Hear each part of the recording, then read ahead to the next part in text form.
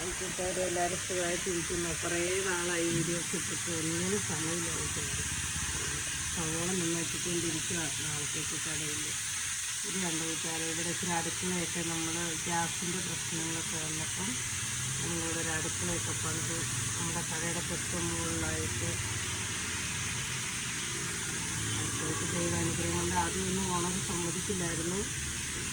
നമ്മൾ കടയിലെ ടൈമിൻ്റെ പരിപാടി എല്ലാം കഴിഞ്ഞപ്പോൾ ഗ്യാസിൻ്റെ പ്രശ്നം വന്നത് എൻ്റെ ഓണറോട് സംസാരിച്ചു. ഗ്യാസിൻ്റെ പ്രശ്നമായി, എല്ലാം കൂടെ താങ്ങില്ല എന്ന് പറഞ്ഞു.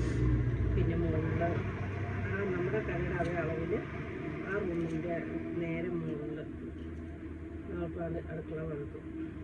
നമ്മൾ ഈ കയറ്റം കയറി ഇറങ്ങി അതൊരു മടുത്തു പോയി. സ്റ്റെപ്പ് കയറി ഇറങ്ങി ഒക്കെ വരുമ്പോൾ പിന്നെ ദൈവം അതിൽ ഇത്ര ആക്കിത്തന്നില്ല. മറ്റേ കുറച്ച് ദിവസം നമ്മൾ വീട്ടിൽ നിന്നായിരുന്നു 2 ആഴ്ചത്തോളം ഫുഡ് ഉണ്ടാക്കി കൊണ്ടുവന്നുകൊണ്ടിരുന്നത്. അപ്പോൾ അവിടെ വെള്ളത്തിൻ്റെ പ്രശ്നം വന്നു. അത് കാരണം കൊണ്ട് പിന്നെ അത് അവിടുന്ന് പിന്നെ ഇങ്ങോട്ടേക്ക് മാറ്റി. അപ്പോൾ ഇവിടെ സ്റ്റെപ്പാണ്. മുകളിലത്തെ നിരയിൽ ഫുഡ് ഉണ്ടാക്കുന്നു, താഴത്തെ നിരയിലേക്ക് കൊണ്ടുപോകുന്നു. അപ്പോൾ എല്ലാം കൂടെ ആകുമ്പോൾ എപ്പോഴും വീഡിയോസ് ഇടണമെന്നൊക്കെ നോക്കും. പിന്നെ അങ്ങ് മടുത്തു പോകും. പിന്നെ കഷ്ടപ്പെടാം. ഇപ്പോൾ കഷ്ടപ്പെട്ടാൽ ദൈവം അനുഗ്രഹിച്ച് പിന്നീട് എല്ലാം നല്ലത് വരും. എല്ലാവരും സുഖമായിട്ടിരിക്കണം.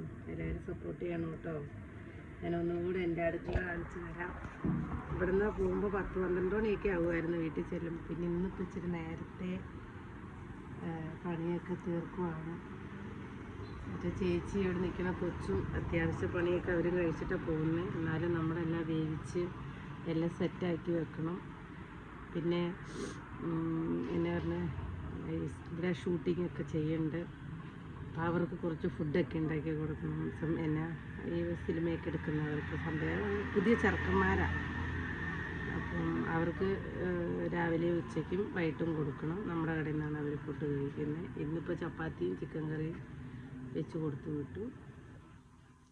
ഉച്ചയ്ക്ക് ചോറ്, രാവിലത്തെ കാപ്പിക്ക് അവർ ഫ്ലാറ്റിലാണ് താമസിക്കുന്നത്, അവിടെ കൊണ്ടു കൊടുക്കണം.